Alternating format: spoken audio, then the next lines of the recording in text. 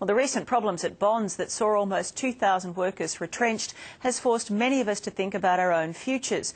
Just who is safe when most of what we eat, wear and watch is made overseas? If you wake up to a foreign-made alarm clock, sleep on foreign-made sheets, wear pyjamas and slippers made overseas, use an imported towel, cook with alien products, buy foreign foods and eat and drink from foreign-made items, what makes you an Aussie? We tend to be losing our identity. They call it globalisation, but our lives seem to be surrounded with, well, not much local. Most of us these days are a walking billboard of United Nations garments. From paddock to plate, we have sold the whole distribution chain. We've sold the land, we've sold the resources, and we can't buy them back. Even our Aussie shrine is disappearing.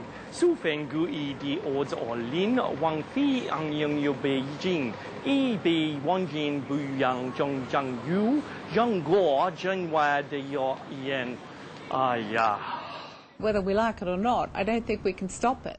Look at Britain. There are dark-skinned people from Pakistan who are now British. In America, Spanish is spoken just as much as English. There are pockets of Europe that are completely dominated by people from the Middle East who speak their own language. We are so far away from that geographically. It's taken a little while. But the whole world is changing. We're no different. 4BC broadcaster Ian Maurice is truly a man of the world. Nothing better than sitting back, relaxing, watching a big plasma. It's great, isn't it? There's my Samsung. Malaysia. No beating about the bush here. Australians have become a nation of cheapskates. Like everyone else, I'm on a budget. If I've got an item here that's $400, that's Australian made, there's an item here that's $200, it's an import, I'm going to go for the $200 item every time. Ever noticed how many of those $2 shops have popped up these days? Even the bigger stores are chockers with cheap Chinese. As Jerry Harvey says, a lot of them are selling zero Australian made. Dick Smith tried to turn us around, but he's all but waved the white flag. Dick Smith Foods is dropping all the time.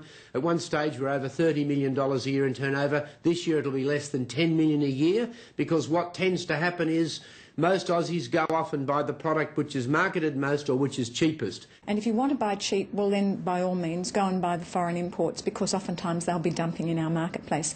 But if you want to buy quality, then you will be prepared to pay a couple of cents more. Lynn Wilkinson spends her days trying to convince us to change our ways. She's the CEO of Ausbuy, a guide to exactly what products are Aussie, because if we keep buying what's not... You can rest assured the decisions are not made here and the profits don't stay here. People were telling us, you'll make more money, go to China. So we went to China. And the great thing is we found those rings. Michael Yarwood gives us all a reason to stop and listen. He's in the rag trade, and like nearly everyone else in his business, he went to China.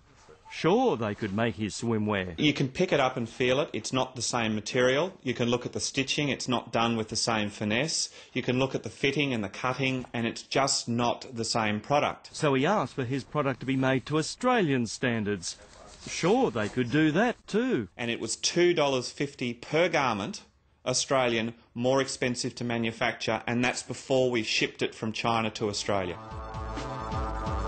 Now, in a looming recession, it's all about saving. But even in the good times, more of us were buying the cheaper Chinese-made towel over the superior Aussie one, and the $30 quilt cover over the thicker local $50 item. Vitamin B1 your family needs daily. Be sure you put Vegemite next to the pepper and salt whenever you... We've been brought up with these brands and we think they're still ours. Arnott's is foreign-owned, Peters is foreign-owned, Bird's Eye's foreign-owned. I know that I felt a terrible twinge when Vegemite went offshore. We're buying foreign and selling off what we have to foreigners. Ida Buttrose, for one, thinks it's time to take stock. Like selling off Rio Tinto or allowing a foreign country to have a huge stake in a company that's important to us because of its minerals and resources, then I think we step back and say, look, hang on a moment, what's going on here? Of course, we do have feel-good patriotic moments when we shop, and even then we come undone. Tea is a good example. Bushels will tell you it's Australian breakfast. How to brew the perfect Australian tea moment. Our cuppa since 1883. Buried on the bottom of the packaging, though, it says otherwise. That's Indonesia. For those who care, Nerida is Australian made and owned. There are a lot of tricks, and unfortunately our labelling laws are very loose. You know, there are many companies, for example Uncle Toby's, which puts 1893. It's foreign owned now. It was taken over, 15, 16 years ago. Every hour of every day we're having a foreign affair. It doesn't matter if you're a pensioner or you're the wealthiest man in town. You need to put Australia first. In the end, if we remove everything foreign from our world, we're left with, well, at least an Australian-made birthday suit. Cute logo, Braid. Small, but cute. And the easiest way to make a difference is to grab a copy of the new Ausbuy guide. It comes out this week at supermarkets around the country.